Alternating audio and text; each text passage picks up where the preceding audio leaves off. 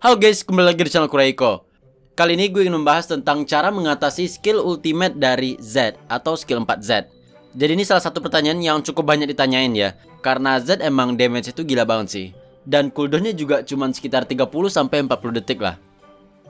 Nah, untuk kalian yang pengen isi wildcard buat beli champion atau beli skin, kalian bisa top up di Koda Shop, karena udah pasti murah, aman, dan juga terpercaya. Nah, sebelum gue bahas caranya, pertama kalian harus paham dulu cara kerja dari skill ultimate Z. Kalau misalnya kalian main Mobile Legends dan tahu gimana cara kerja ulti Harley, nah itu mirip-mirip. Bang, kenapa dibilang mirip Harley bang? Kan duluan Z yang rilis bang. Bro, tolong lah ya. Oke, jadi buat yang belum tahu, pertama, Z kalau udah ulti, dia bakal nandain targetnya. Dan kalau udah 3,5 detik, nanti targetnya ini bakal meledak. Nah, tapi di sini damage ultinya kok kecil ya? Kenapa? Karena setelah ulti, Z itu harus ngedamage dulu. Misalnya gue ulti, terus pencet skill 3, skill 1, dan basic attack. Nah, maka damage ledakannya ini bakal gede. Jadi, damage ledakan di akhir, itu tergantung dari seberapa banyak Z ngedamage setelah ulti atau setelah nandain kalian. Makanya kalau misalnya kita cuma kena ulti doang dan Z nggak ngehit lagi, maka damage-nya bakal kecil. Nah, sekarang kita tahu untuk nge-counternya itu adalah dengan berusaha supaya setelah Z ulti, kita jangan kena hit.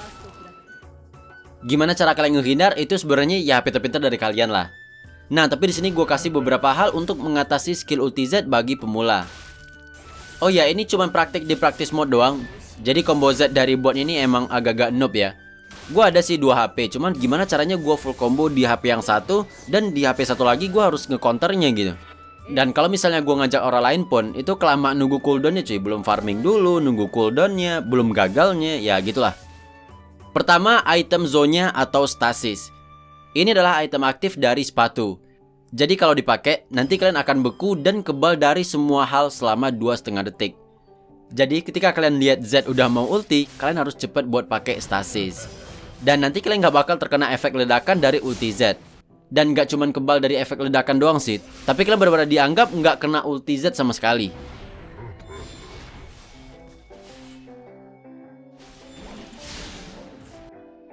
Tapi kalau misalnya kalian telat, ya maka nanti kalian bakal tetap ada efek ledakannya. Karena zonnya ini kan cuman kebal selama 2,5 detik, sedangkan ulti Z itu bakal meledak selama 3,5 detik. Atau bisa juga dengan cara setelah Z ulti, kalian tungguin dulu sebentar, baru deh kalian pencet stasis. Walaupun kita kena tanda, tapi kita nggak bakal kena ledakan, gara-gara timing ledakannya ini pas saat kita masih beku atau kebal. Nah, tapi masalahnya di sini adalah ulti Z kalau misalnya udah di late game, paling cooldown itu sekitar 30-40 detik. Sedangkan stasis cooldownnya 120 detik. Jadi walaupun sekarang kalian selamat, tapi 90 detik ke depan kalian nggak bakal aman. Selanjutnya kalian bisa pakai spell flash. Jadi setelah Z ulti, kalian bisa langsung pakai spell flash. Tapi jangan terlalu buru-buru, kalau seandainya terlalu cepat, maka nanti Z-nya juga bakal ngikut ke tempat kalian flash gitu. Tapi sebenarnya kalau Z musuhnya jago, bisa aja sih Z pakai skill 2 buat ngejar flash kalian. Ya, ini sebenarnya agak oke-okean sih. Nah, tujuan dari flash ini adalah supaya damage ledakan dari ulti Z ini nggak terlalu sakit. Jadi di sini kita meminimalisir damage yang diterima selama kita kena mark. Nah, selain flash, ada satu hal lagi yang memiliki konsep yang sama dengan flash, yaitu skill dash. Nah, jadi kan ada beberapa champion yang punya skill dash ya, atau skill melompat. Nah, itu kalian bisa manfaatin. Misalnya kayak skill 4 Ahri, kan di situ kalian bisa ngedash banyak 3 kali. Dan sebenarnya masih banyak yang lain sih, misalnya kayak Akali, Jarvan, Lee Sin, dan lain-lain. Dan ada satu hal lagi yang bikin kalian kebal dari ulti Z, yaitu skill-skill yang bikin kalian immune. Misalnya kayak skill Fiora.